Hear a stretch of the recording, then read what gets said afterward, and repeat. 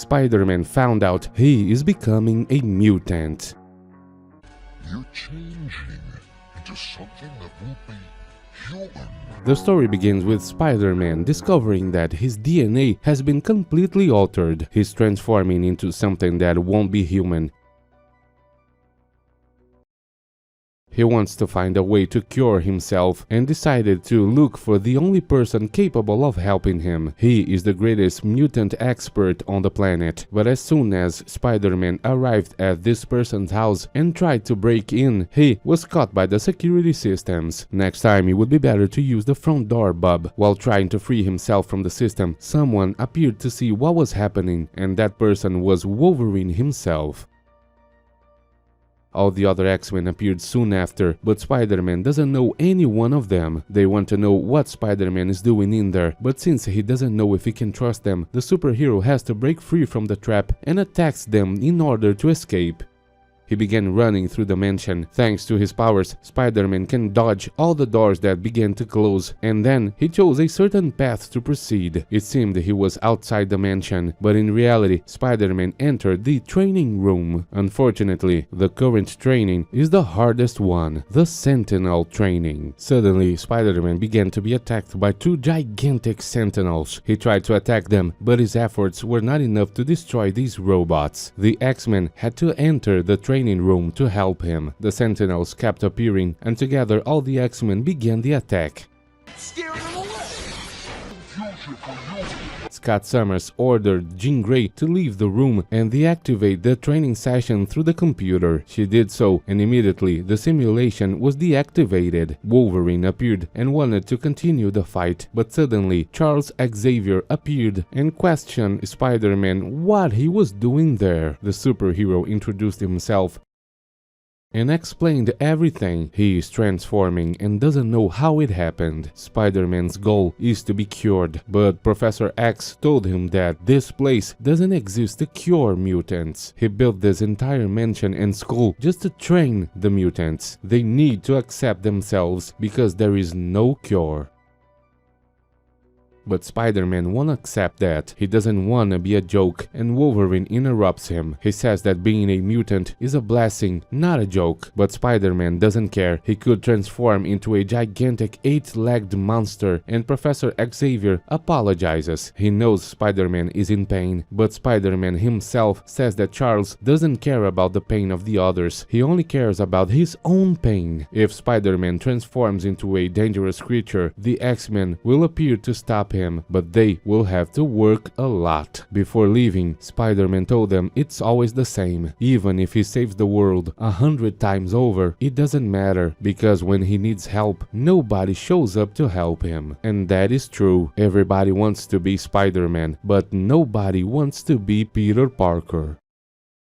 After Spider-Man went away, Wolverine said it's better this way. Spider-Man is a lonely person. He needs to be left alone. But it seems the other mutant, Hank McCoy, doesn't believe that. He went outside after Spider-Man and said that no man can be alone forever. Even though Wolverine doesn't want to help Spider-Man, Hank goes after him. Meanwhile, we see that a certain scientist met in a warehouse with one of Spider-Man's greatest enemies. That supervillain knows the scientist is involved in crime in New York City and is working for the Kingpin. That's why he demands money to keep this information from the authorities. But after leaving a briefcase full of money, we see that the scientist planned to get revenge on the supervillain and placed explosives in the briefcase. He managed to destroy the entire warehouse, but the supervillain escaped, and now he says that the price for his silence has just increased. After that, the scientist received a call from the Kingpin. The man wants to know how the research is holding up. Kingpin wants an army of mutants, and the scientist said he will be able to finish the formula, but he doesn't like being rushed and ended the call. Kingpin doesn't like that, but he enjoys it because that scientist is the only one who can make the formula. We see that the scientist went straight to the company where he works and is about to return to work. They can now inform the press that the formula he is working on has been completed. He walks through the company with his assistant, and we see all the research he is developing.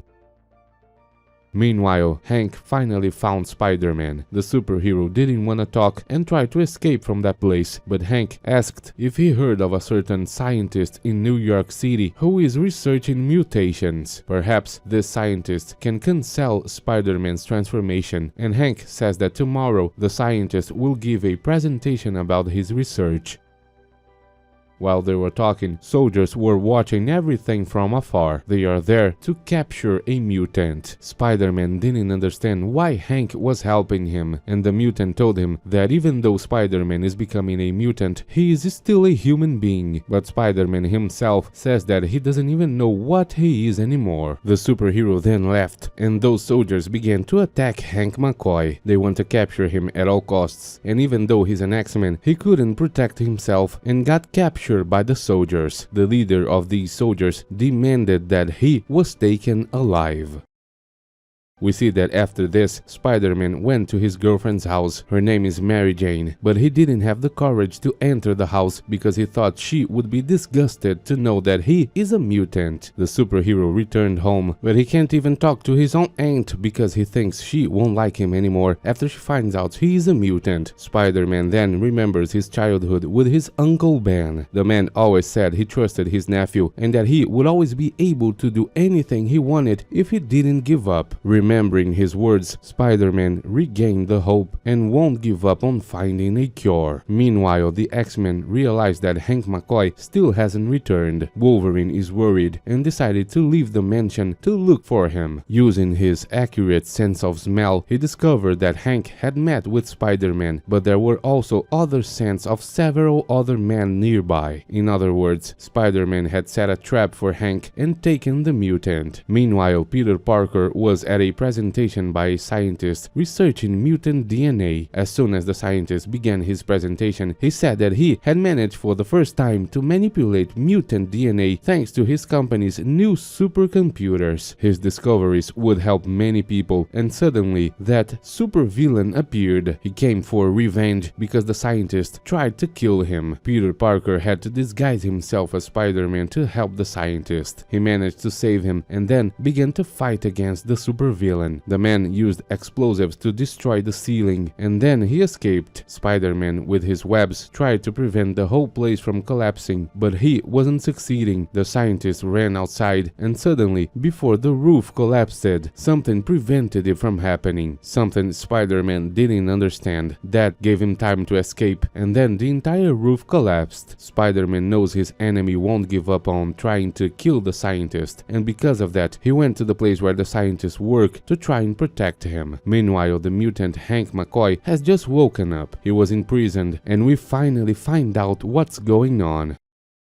Turns out the scientist himself sent the soldiers to capture the mutant. In fact, all the research this scientist was doing wasn't to cure the mutants. It was for something far more terrible. The scientist used Hank's own old research to achieve his goal. He managed to develop a formula that will destroy all mutants. This chemical element will reduce the mutant energy of the DNA and make it disappear completely. The mutant cells will fight all the cells in the body and destroy the entire body. The only way to save the human race is by destroying all mutants, and this mutant will be the first one to participate in the test. The scientist will immerse him in those chemical elements that will transform his DNA. Meanwhile, Spider-Man sensed his enemy was nearby and went after the supervillain to take him down. At that moment, he discovered the truth. The supervillain wasn't trying to eliminate the scientist. He only wanted to scare him so he would continue paying for his silence. Turns out that supervillain knows that he is developing a formula to destroy all the mutants on the planet. But suddenly, while they were talking, Wolverine appeared. He thinks Spider-Man took his friend by force, and because of that, he will fight him to find where he is hiding Hank McCoy. The two of them started fighting, and Spider-Man told him that he knows nothing about his friend. Wolverine doesn't believe it and continue attacking until Spider-Man's own enemy decided to intervene intervene and tried to blow them apart. Spider-Man used his webs to trap the explosive in the enemy's hand. He became desperate. The enemy used this opportunity to destroy one of the security cameras, and that alerted the scientist. He found out Wolverine was fighting Spider-Man and activated the security system. Missiles were fired and Spider-Man easily dodged, but Wolverine wasn't fast enough. He got hit by the missiles and Spider-Man himself had to save him. Once in a safe place, the mutant insisted on asking where his friend was, but Spider-Man said he really doesn't know. Meanwhile, his enemy went to get more money from the scientist, and Spider-Man told Wolverine that his enemy said the scientist actually wanted to destroy all the mutants. Wolverine said he cannot ignore this information and decided to go in to investigate it. Spider-Man should go with him, as they need to know the truth. Meanwhile, inside the lab, Hank asked why that woman was helping the scientist. She said that destroying the mutants is a good thing because it will end their suffering. Hank says that when he was young, he used to think that curing the mutant genes would be a good thing, but as the years passed, he discovered how to be happy even as a mutant, and says that all the mutants can discover that too. His words made the woman begin to doubt the scientist's intentions, and at the same time, Wolverine and Spider-Man had already broken into the lab. All the guards were after them, and Spider-Man's enemy took advantage of all the confusion to hack into the lab's computers and managed to copy all the scientists' research.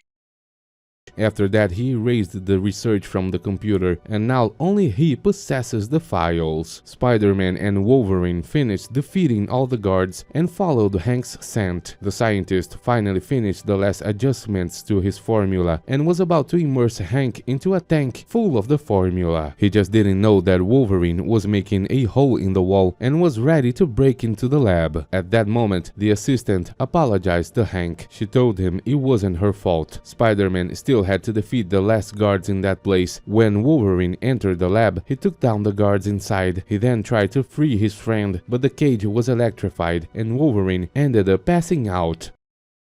Now the scientist was going to put 2 mutants in the tank to be destroyed, but Spider-Man appeared. He destroyed the equipment that would have thrown the mutants into the formula, and suddenly his enemy appeared. He came to tell the scientist that he had the last copy of all the research and would only return it if the man handed over all his money. At the same time, Spider-Man held the cage to prevent the mutants from falling into the formula. The scientist almost managed to take down the supervillain. He approached and jumped onto the supervillain's vehicle to try to get the CD with his research back, but at that moment the scientist fell into the tank. The supervillain was going to kill the mutants, but the assistant managed to save them. The man had to flee and Wolverine finally woke up. He managed to shake the cage and save his friend. Suddenly the scientist jumped out of the tank, but something terrible happened. He didn't think what the formula would do to a normal human being and ended up being transformed into a mutant.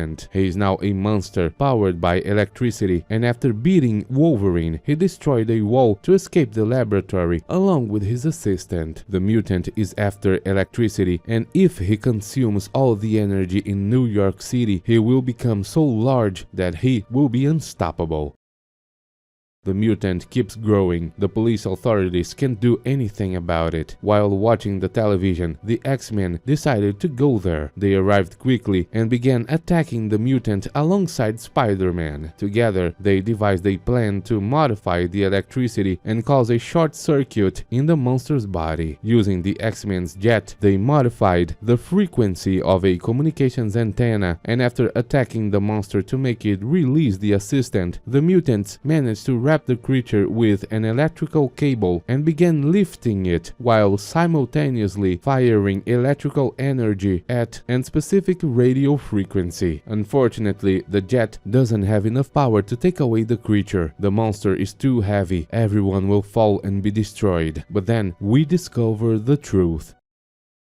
The scientist's assistant was actually a mutant. She used her powers to prevent the jet from crashing down. Luckily, the scientist's transformation ended, and Spider-Man thanked the assistant for the help and realized that she was the one who saved him when the roof was collapsing. The woman now understands that mutants are also human beings and need a place to live. She will start working on a cure to help the scientist, and perhaps in the future she can even help Spider-Man. All the X-Men thanked Spider-Man for the help and said that if he wants, he can join the group. But Spider-Man hasn't given up on finding a cure and remembered that he knows a scientist capable of doing that. He went to visit her, hoping to find a cure, and the story ends. If you enjoyed the video, please don't forget to subscribe. See you next time!